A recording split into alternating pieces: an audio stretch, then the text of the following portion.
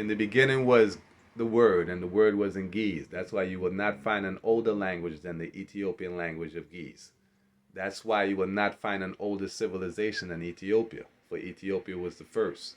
But you will find people that converted acting like they're the originators. How could you convert to something and then act like you originated it? Anyway, let's watch.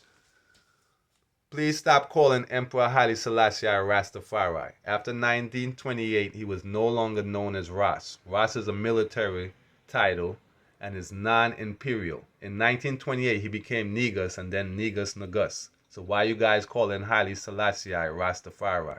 Because it shows that you do not understand the titles of monarch. His name is not Rastafari. It's Haile Selassie I, power of the Trinity.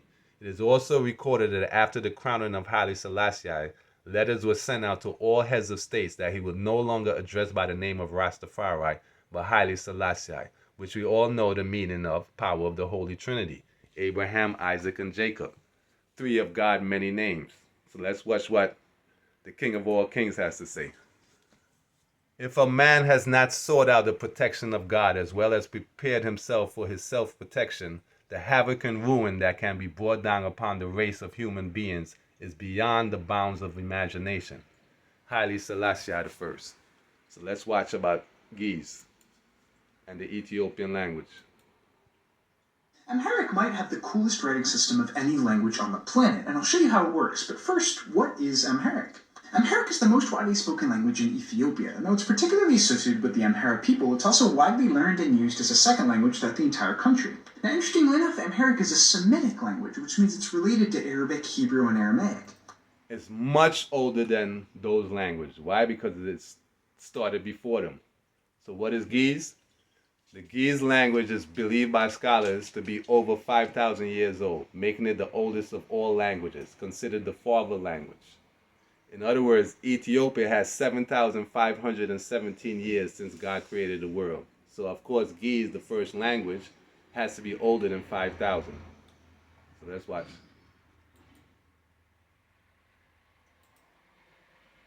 Something especially interesting about Amharic is that it has what we call ejective consonants, where your throat muscles contract to create a dramatic burst of air as you say them. In Amharic's case, those are and But let's dive into this writing system. So this is called the Ge'ez script. It's actually used to write a lot of languages spoken around Ethiopia and Eritrea. It comes from the name of the Ge'ez language, which is actually the main liturgical language of the Ethiopian and Eritrean Orthodox churches, as well as several other religious communities. All that is to say, this script is old, Hello. It seems that classical historians and geographers call the whole region from India to Egypt, both countries inclusive, by the name of Ethiopia. And in consequence, they regarded all the dark-skinned and black peoples who inhabited it as Ethiopians. India itself used to be called Eastern Ethiopia. So it only makes sense that they will talk that language within those areas. Old enough that it's kind of hard to say how old it is, but think around 2,000 years. Today, Ge'ez is what we call an abugida, which means that it has a set of basic letters for the consonants, and then you attach diacritical marks to indicate what vowel comes after that consonant. For the record, this is also how the Devanagari script works, which is used by a bunch of languages across the Indian subcontinent, including Hindi, Sanskrit, and Nepali. Remember, Ethiopia stretched from Egypt to India. Hence, the whole Middle East used to be called Ethiopia. So, of course, they will be speaking an Ethiopian language. So their languages came off of Ethiopia's original language of Ge'ez. Now, another interesting thing about the Ge'ez script is that some authors speculate that it may have influenced the development of the Armenian alphabet, Armenia being another place with a long-standing Christian community. If you speak Amharic, let me know. Hello, because Ethiopia was first. It went from Ge'ez to Amharic. Hello. But these guys, listen to these liars. Listen to this liar. The difference between the original Bible, created by God in God's language of Hebrew. Lie. We just saw that Ge'ez is the oldest language, so of course Ge'ez is God's language. But they're saying Hebrew. But guess what? The Ethiopian Bible is the oldest and most complete Bible on earth, written in Ge'ez, an ancient dead language. Ethiopia is over 1,200 years older than the King James Version, not 8. So Ethiopia is first, but this guy's lying and saying that Hebrew is first, when Hebrew itself derives from Amharic, and Amharic comes from Ge'ez. And the human translated by King James. This is the original. No, it's not. Nobody, it's not. Just stop your lies, man. You got caught in your lie already. No time for you, man. Army is being defeated as we speak. Defeated as we speak. They're not winning in Gaza. Killing civilians is not a measurement of military victory. They're not. You see, basically they moved there and then act like they started it thousands of years before Ethiopia did. That makes no sense. Not winning against Hezbollah. They're being defeated by Hezbollah. So I think the fact is Israel has lost. And the question now is, when will Israel realize it is lost? And then when will they realize that to continue they could lose everything, and that their only way to survive is to agree to a Palestinian state? And the moment that happens, there will be a Palestinian state. As written in the Apocrypha. So that's why it was not included within the KJV version. Why? Because it tells you that the stories of the future were written as if they were in the past. So in the King James version, they created an Old and New Testament format, or they continue their Old and New Testament format, which is putting the future in the past. So they want you to believe that what's happening in Israel, or the place called Israel, happened thousands of years ago, when in fact it's supposed to happen now. They're supposed to lose in Jerusalem. And I think what's happened here is that the West has got Israel wrong. See, we've always accepted Israel as America defined it. No one ever paid attention to the crimes committed by Israel. Nobody paid attention to the crimes that are perpetrated on a daily basis against the Palestinian people by political Zionism.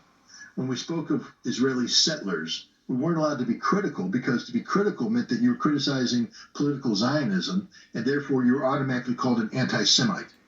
In other words, you moved there in 1948 in a land that used to be called Ethiopia. Now you're acting like you originated everything by lying, simply by lying, saying that you wrote scriptures prior to Ethiopia, when in fact everything's come out of Ge'ez. But that narrative's changed. People have challenged that. They're saying, no, we can be critical of Zionism without being anti-Semitic. That Zionism is an evil, but we're not saying that being Jewish is an evil. There's a... Hello, you converted to Judaism in the 7th century. Now who is Israel? Praise Jah, you people, praise the name of Jehovah. Offer praise, O servants of Jehovah. You who are standing in the house of Jehovah, in the courtyards of the house of our God. Praise Jah, for Jehovah is good. Make melody to his name, for it is pleasant. For Jah has chosen even Jacob for himself. In other words, God is called Jacob. Therefore, his name is Israel. So Israel for his special property. So the children of Israel are the ones that follow the commandments of God. It's not a land. So let's watch. For it shall come to pass in that day, saith the Lord of hosts, that I will break his yoke from off thy neck, and will burst thy bonds, and strangers shall no more serve themselves of him. In other words, they are strangers in his land of Jerusalem. So strangers moved in 1948. But they shall serve the Lord their God, and David their king, whom... In other words, David is supposed to be here in the 20th century. So Haile Selassie, I said, even in the 20th century, David was still slew Goliath. So let's watch what those Hebrew dudes have been saying. The actual site of David's burial is unknown, though the Hebrew Bible states that David was buried in the city of David. So in other words, the Jewish people are telling you that he died thousands of years ago. Some saying he died in the 4th century. He and his father Jesse were believed to be buried in Bethlehem in the 4th century. The idea that David was entombed on what was later called Mount Zion dates to the 9th century Common Era. So how could he die in two different times, hundreds of years apart? All right, let's watch this. There's still little archaeological evidence of an organized monarchy from the assumed time of King David, reigned in the two places where he is. In other words, he wasn't here because there's no evidence, just like there's no evidence of Sheba. Modern historians and archaeologists identify Sheba that existed in the modern-day Yemen, although no trace of the queen herself has been found. But they're claiming that her tomb is in Nigeria of all places. In other words, she wasn't here. Why? Because the original tongues told us in Ezekiel 38 that Sheba is supposed to be here in the latter years, or the final part of the years. That's why there's no evidence of Solomon. In Jewish history, this time is known as the first. And to get it, Jewish people are the one who are making up the story or continuing the Kevin the Gus version without facts. So what evidence is there that the temple existed? The only evidence is in the Bible. So the Bible did not tell you that this happened thousands of years ago. It's Jewish historians and Hebrews or whatever. They're the ones who changed up the word along with the Roman. So they're just changing up the stories. So there are no other records describing it. And to date, there has been no archaeological evidence of the temple at all. Why? Because it wasn't here thousands of years ago. It's supposed to be here in these times. So when you tell people that the Kevin the Gus is folklore, they act like it's factual. Haile Selassie himself says it's just a story. So as you can see, the Old Testament label for me, the Kevin the Gus is a great storehouse of legends and traditions, some historical and some are purely folklore, derived from Old Testament and later rabbinic writings. In other words, here comes the Jewish people again. So approximately 1,000 years after the Ethiopian original Bible, which is the oldest, most complete Bible on earth. So Ethiopia,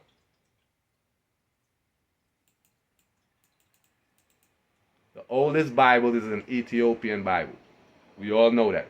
So it predates every other Bible. And it was written around 330. So when did they convert? They converted around 740 Common Era. So in other words, 400 years later. You know what I mean? So who wrote their stuff?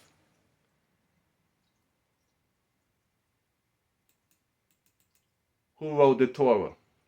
And when was it written? It was written after the Ethiopian Bible. So it was written 1008 Common Era, which is basically 700 years after the Ethiopian Bible. But they're the ones who converted to it are acting like they originated it. And that is insanity. So let's watch. For behold, in those days and in that time, when I shall bring again the captivity of Judah and Jerusalem, I will also gather all nations, and will bring them down into the valley of Jehoshaphat, and will plead with them there for my people and for my heritage Israel, whom they have scattered among the nations, and parted my land. So remember the part of the land. Remember the whole region from Egypt to India used to be called Ethiopia. I will save thee from afar, and thy seed from the land of their captivity, and Jacob shall return, and shall be in rest, and be quiet, and none shall make him afraid. Therefore, Jacob, who is God himself. Hello, time is ticking. We need to wake up. Who